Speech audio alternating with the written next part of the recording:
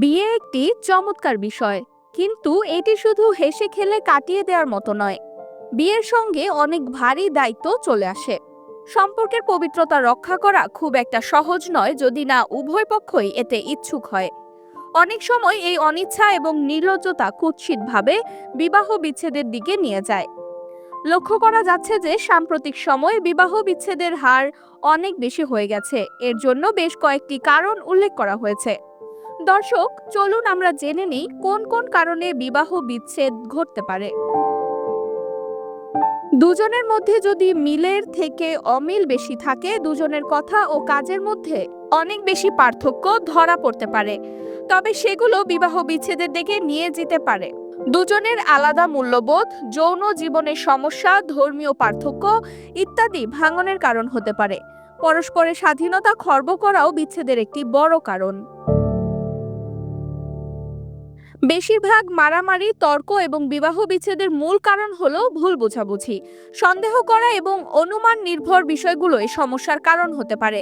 পারিবারিক সমস্যা এবং আর্থিক বিষয়গুলো খোলামেলা আলোচনা না করা হলে তা বিবাহ বিচ্ছেদের দিকে নিয়ে যেতে পারে। তাই একে অপরকে বুঝতে হলে খোলাখুলি কথা বলুন। কোনো সম্পর্কে অবিশ্বস্ত হওয়ার গ্রহণযোগ্য নয়। দাম্পত্য সম্পর্কে এমনটা ঘটলে আপনি অন্যের কাছ থেকে বোঝার আশা করতে পারেন না।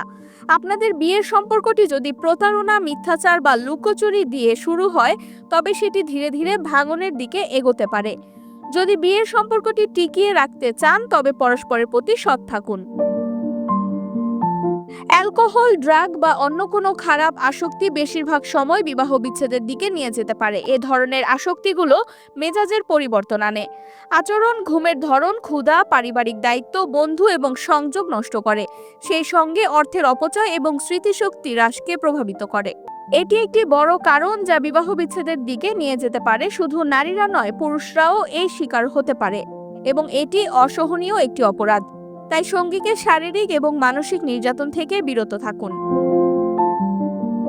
বিয়ে মানে শুধু স্বামী স্ত্রী নয়। যদি পরিবার বা সঙ্গী আপনার জীবনযাপনে হস্তক্ষেপ করে, আপনি কিভাবে আপনার সন্তানকে লালন পালন করেন এবং অন্যান্য পারিবারিক বিষয়ে বাধ্যবাধকতা ধরিয়ে দেয়, তাহলে সেগুলো কুৎসিত হতে থাকে এবং একটা সময় ভুক্তভোগী সেই সম্পর্ক থেকে বেরিয়ে আসতে চায়।